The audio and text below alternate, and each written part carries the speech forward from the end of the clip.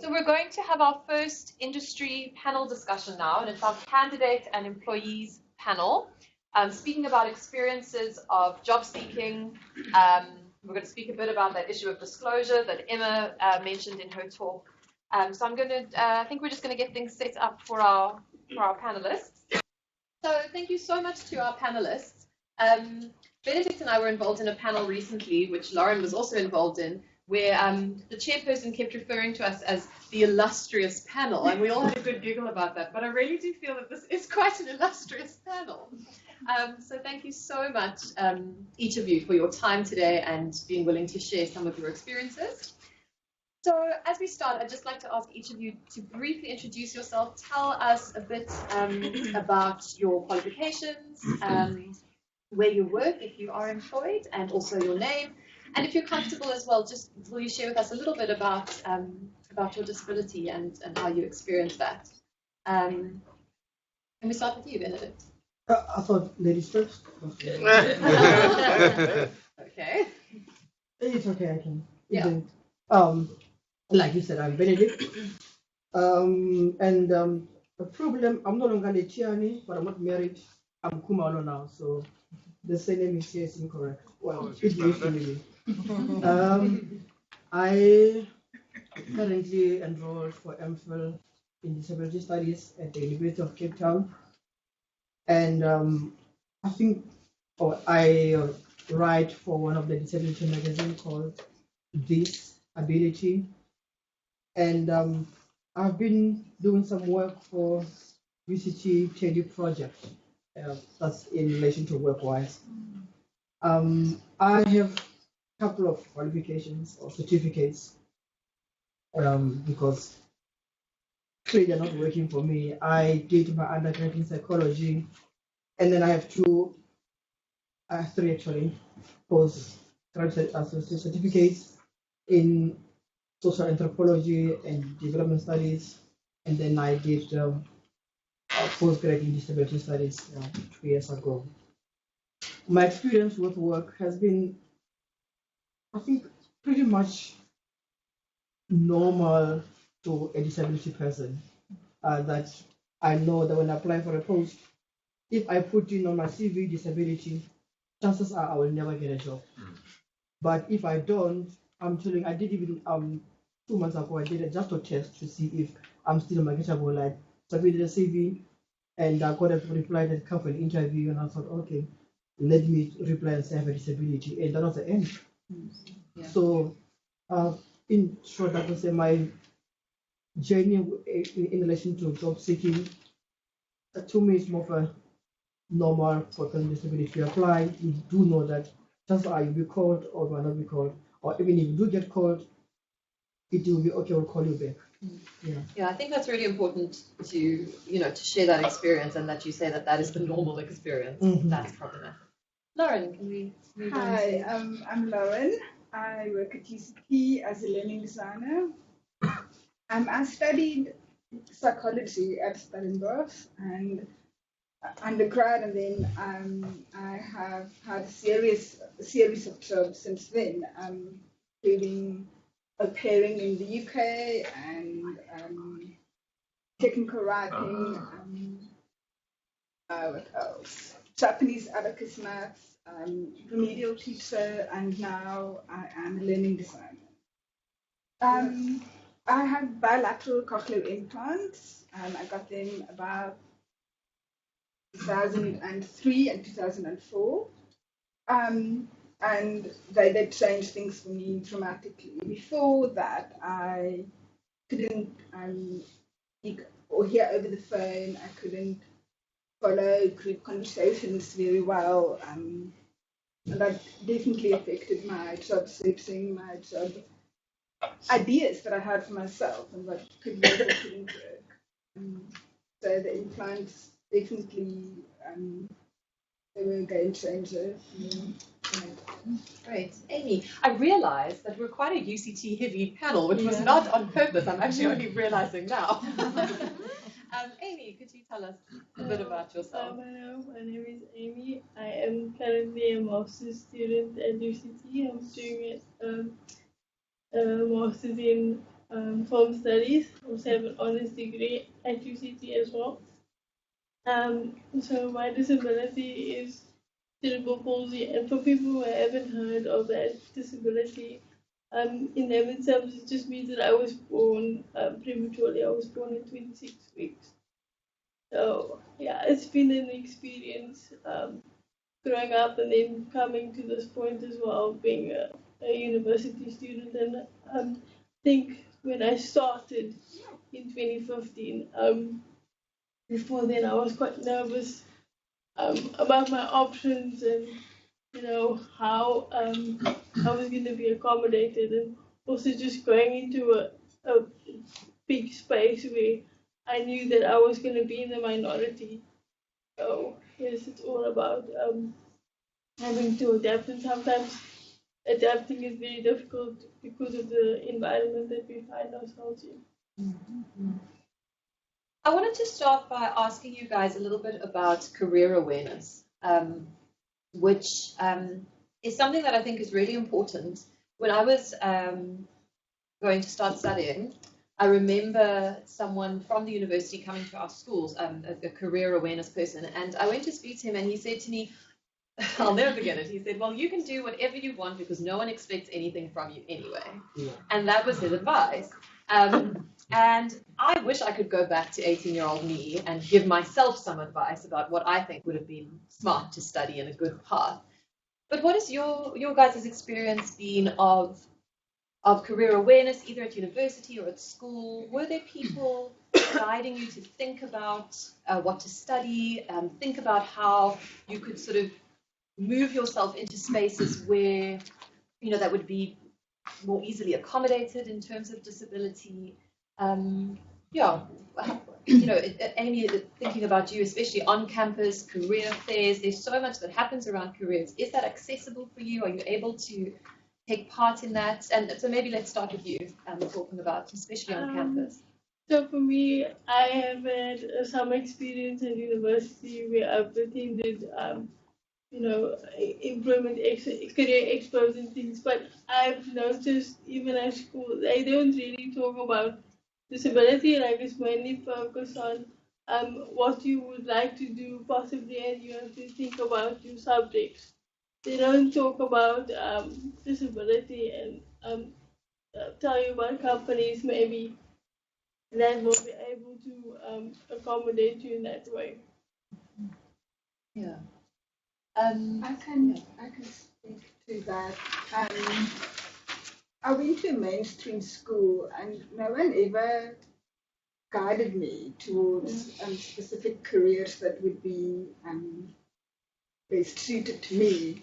I thought of that myself, and I remember when I went to university at first, I wanted to do journalism, but I was very nervous about not being able to hear people over the phone if I needed to do some interviews with them. So that I left that. I stopped doing that, and then I thought accounting, because that is likely not to include many people. It's just doing sums, but I suck at doing sums. And I did have an interest in psychology, so I went after that, but not with any idea of a career and how it would work out. It's by accident that I ended up as a denim designer. But no, I didn't have any specific guidance in terms of career. Yeah. So Benedict, you attended a special school, yes, a school for the blind, and what was that experience like in terms of preparing you for something, for the next step? Funny enough, when I was lecturing a month ago, somebody asked me the same question. I said, imagine somebody from a special school being taken to a university where it's a career expose, and there are thousands and thousands of learners. You all run through. We used to attend them at UOFs, I think, once a year around May. But you could see that even when you are there, they don't really pay attention to you. We just go in, or what is this? Or this is psychology section, and we do. But they don't really ask you what you want to do, and so you just ask, oh, this is psychology, this is what. And even when I applied to UWC. I thought I was going to do drama because I loved acting and I thought I had a look. Totally have a look. Thank you. But then when I came to UWC and I enrolled psychology, it was just that this is a course that I can do because from high school, the only career which we thought were much more okay or in line with a blind person was becoming a lawyer or a switchboard operator.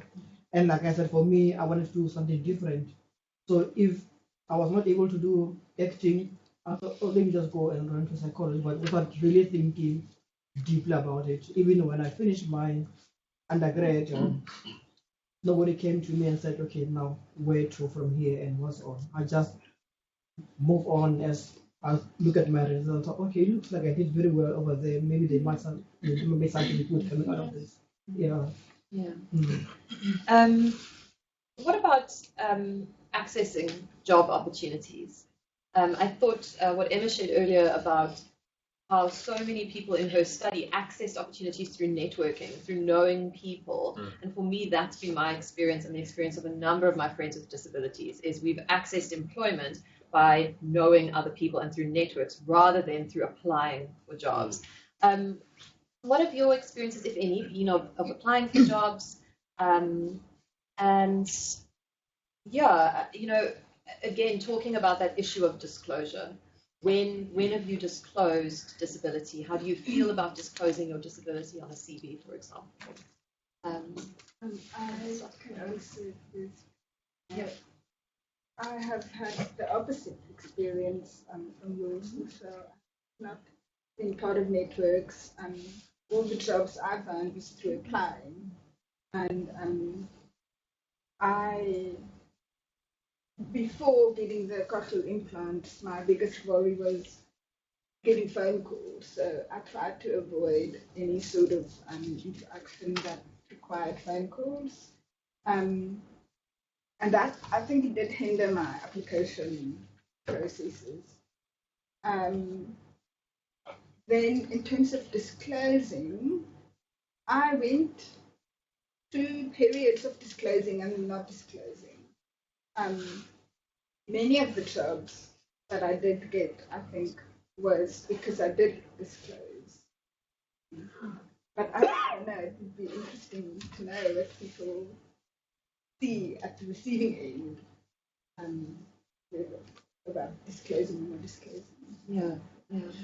Michelle, networking that's a very important question to ask. I had a discussion with a friend about that because I went to a youth day and I was just realizing how, as people with disabilities talk about employment, and somebody say, "Oh, can you put me in at your work?" And somebody said, "No, but they already have somebody with a disability." So it's more like, yes, the company, I would love to, but they already have me. So why should they have another person? It's about the job that is available.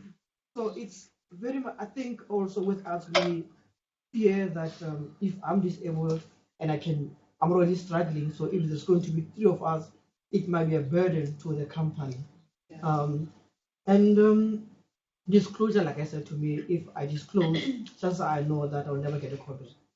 If I do, I'll go for the interview, but it might just be, and then we'll call you back. And, yeah. What about applying for things? And I've had a number of conversations with disabled job seekers.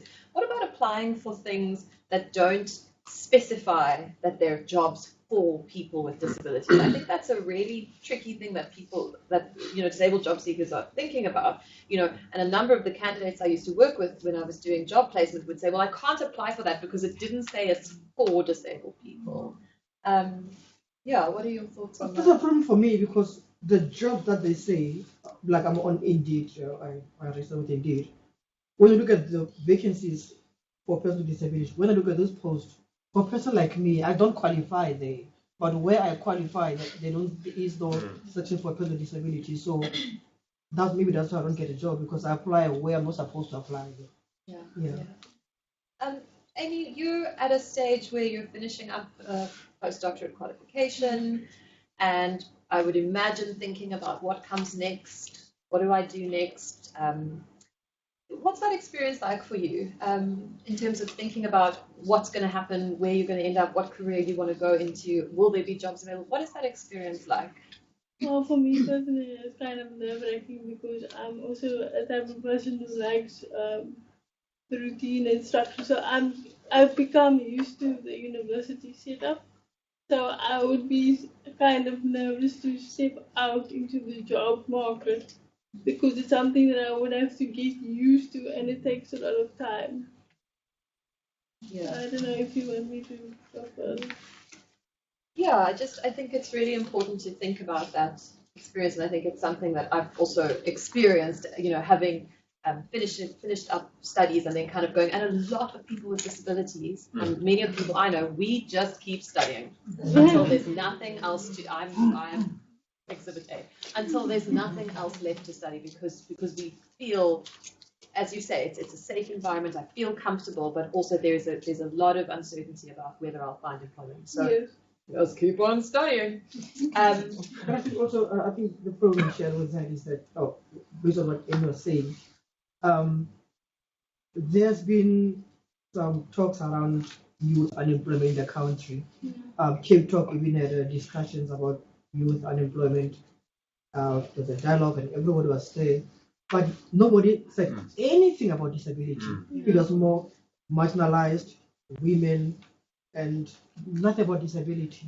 So I think if in talks like those ones, if disability could also be incorporated there, that look, here's a crisis, put disability there. We'll talk about graduate disability. I mean, youth with graduates with who are youth who are unemployed, put disability there also. Yeah, totally. What about, so let's just turn to thinking about accommodations and reasonable accommodations. I think, again, Emma was saying some really interesting things about assumptions that get made. And, in your experience, are there things that are overlooked in terms of accommodating? I'd like to actually come to you, Lauren, about, as someone with cochlear implants, what gets overlooked? Do employers kind of see you as, well, Lauren doesn't need anything because, she can hear, essentially. Can you just speak a little bit about that experience? I think what gets overlooked is when we have Skype meetings, for example, and the sound of the people calling in isn't that good, then I can't always follow the conversations. What could work is if I can connect via Bluetooth to the speaker, then it will stream directly into my implants, and then I'll be able to hear better. But I've never asked for that. Yeah, do you think there's a reason why? Like, what is that experience of negotiating? I'm used to having to pick up conversations if I missed something or misheard something. That's how I adapted, and as I've become comfortable in that.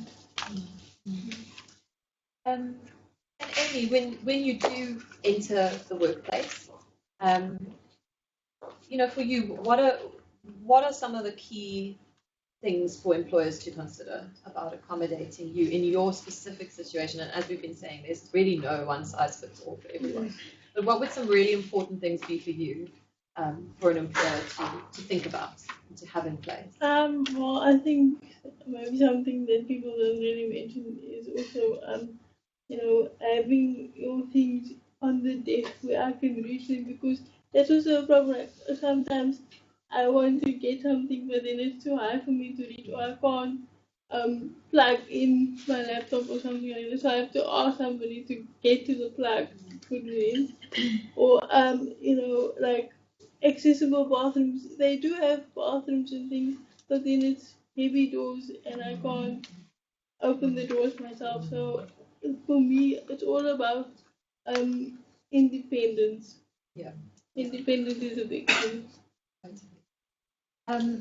Benedict, I know you've been in situations where you've been given assistive technology and that's been seen, or you've worked in projects where assistive technology has been given out to people and they've been told, The classic is, you have a tablet now. Hooray. And it hasn't been, it actually hasn't been accessible. What is that experience like for you? That's when Emo was thinking about how people are giving stuff, thinking that because they are these people, they can use them. That's a challenge that companies tend to do. They think on behalf of a person. With that experience, like you said, people are giving tablets, and then unfortunately, none of us could use them because, well, as much as they said no, there is JAWS in there. They even use the word JAWS, whereas was over. But anyway, but the assumption was there, so you should be able to use it. And it still, even now, still happens. I am involved in a project, like as I'm writing, I'm supposed to take pictures. Now you ask me, how am I going to look at the new mission and take a picture of you? Yeah. It's one of those things that at the same time you want to do the work. So you are afraid to say, but hang on a second, this is not working for me. Because if you speak, they will cut you off and put somebody in. So you as a disabled person, you go all out. Even if I have to go ask my friend to come and do the work for me, it's okay, as long as they would say, Benedict did it. Yeah. Well done. Yeah. I think that's so important. I think there's a lot of experience, that people with disabilities have, and it's a cause of anxiety and fear around, I really need this work, or I really need these services. Or so I think sometimes, it's easy to say, well, you should have said something, or why didn't you say something? But I think understanding that there is actually a lot of anxiety around fear of being seen as an inconvenience, an employer saying, well, that's the last straw, we actually can't do this, is real. And I guess on that note, thinking about working with colleagues, we don't, as Lauren said, you don't all just sit in quiet little offices all day by ourselves. Work is very social. Have you had any experiences, positive experiences or not, around being included as a member of a team? And what do you think is important for team members to get, having someone with a disability? That's a very difficult question for me to answer because I don't know how brutally honest must I be. I'd go brutal, but no, because I always find when it comes to work experience, work environment, especially with a disability, first you struggle to fit in within your colleagues or the people are at your level. So your friends sometimes end up being people who are below to your standard, or the cleaners. So it always occurs if you don't necessarily fit in, or if you do fit in, you still sense that, look, I still have a disability, so these people, they don't really take me as normal as I would love to be. I mean, in all of my work experience, I know when you go to a function, the question will be, but who will take Benedict? And then we get to a function, I'm sitting there, it's tea time, you are just there on your own. Until someone says, oh crap, can I get you something to drink? You're thinking, of course I need something to drink, but hang on a second. Did you think of that before we come here? Yeah. So for me, I think if colleagues would also understand that I'm also a human being, despite me submitting a document, I'm also human. I can socialize, I can do almost anything that they do, or even better than them.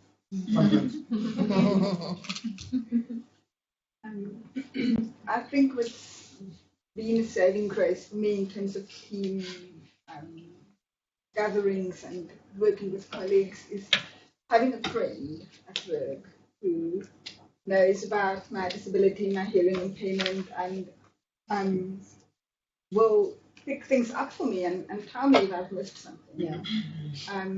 I don't normally wear my hair up so people can't see my cultural influence. And if I don't tell them, or they pick it up somehow, then they won't know. Then I'm just very quiet. There's something to add, Amy, to that. No, I think a lot of what Benedict was saying, I agree with. We just want to be treated normally.